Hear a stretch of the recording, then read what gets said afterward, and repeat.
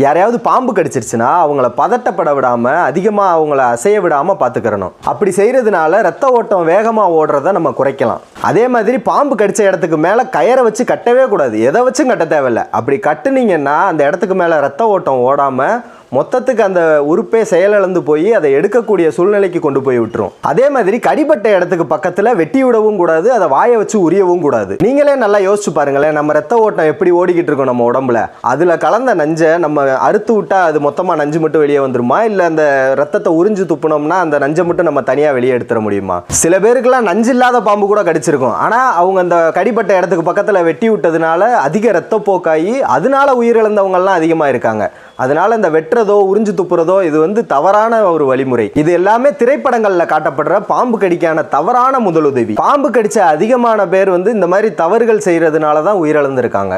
பாம்பு யாரையாவது கடிச்சிருச்சுன்னா அவங்கள பதட்டப்பட விடாமல் அதிகமாக அசையாமல் பார்த்துக்கிட்டு எவ்வளவு சீக்கிரம் நம்மளால் முடியுமோ அவ்வளவு சீக்கிரம் அரசு மருத்துவமனைக்கு கொண்டு போய் சேர்த்துட்டாலே போதும். அங்கே நம்மளை பரிசோதித்து பார்த்துட்டு நமக்கு நஞ்சுள்ள பாம்பு தான் கடிச்சிருக்குன்றப்ப நஞ்சு முறிவு மருந்து கொடுத்து சிகிச்சை கொடுத்து நம்மளை குணமடைய வச்சுருவாங்க. அப்படி நஞ்சு இல்லாத பாம்பு கடிச்சிருந்துச்சுன்னா அங்கே பரிசோதித்து பார்க்கும்போதே தெரிஞ்சிடும் நம்ம உடம்புல நஞ்சு இல்லைன்றது. அப்போ நம்மளை ஒரு நாள் 2 நாள் கண்காணிப்பில் வச்சுருந்துட்டு நமக்கு நஞ்சு ஏறலை அப்படின்றத பரிசோதித்து பார்த்துட்டே இருப்பாங்க.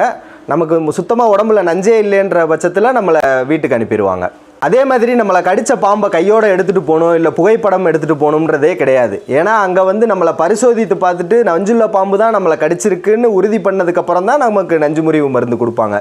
அப்படி இல்லைன்னா நம்மளை கண்காணிப்பில் வச்சுருந்துட்டு வீட்டுக்கு அனுப்பிடுவாங்க. நம்ம ஊர்களில் இருக்கிறதுலே அந்த 4 வகையான பாம்புகள் தான் அதிகமாக மக்கள் நஞ்சுள்ள பாம்பு கடிபடுறதுக்கு காரணமாக இருக்குது. அந்த 4 பாம்புகளில் எந்த பாம்பு கடித்தாலும் பாலி ஆன்டிவெனம்னு சொல்லி ஒரே மருந்து தான், ஒரே நஞ்சு முறிவு மருந்து தான் அனைத்து பாம்புகளுக்குமே கொடுக்கப்படுது. அதனால நம்மளை கடித்த பாம்பு இதுதான் அப்படின்னு தெரியணுன்ற அவசியம் கிடையாது. பாம்புகளுக்கு மனிதர்களை கடிக்கணுன்றது நோக்கம் கிடையாது. நம்ம தெரியாமல் அதை மிதிச்சிட்டாலோ அல்லது அதை அடிக்க முற்பட்டாலோ இல்லை பிடிக்க முற்பட்டாலோ தான் தற்காப்புக்காக நம்மளை கடிச்சிரும். அதே மாதிரி பாம்புகளுக்கு நஞ்சு இருக்கிறது அதோட இரைகளை வேட்டையாடி சாப்பிட்றதுக்கும் தன்னோட தற்காப்புக்காகவும் தான், நம்மளை கொல்றதுக்காக இல்லை. பாம்புகள் நம்ம உலகத்தில் பல்லுயிர் சுற்றுச்சூழலுக்கு ரொம்பவுமே ஒரு முக்கியமான உயிரினம். அதனால பாம்புகளையும் கொல்லாமல் நம்மளும் கவனமாக இருந்து இயற்கையோடு இணைந்து வாழ்வோம்.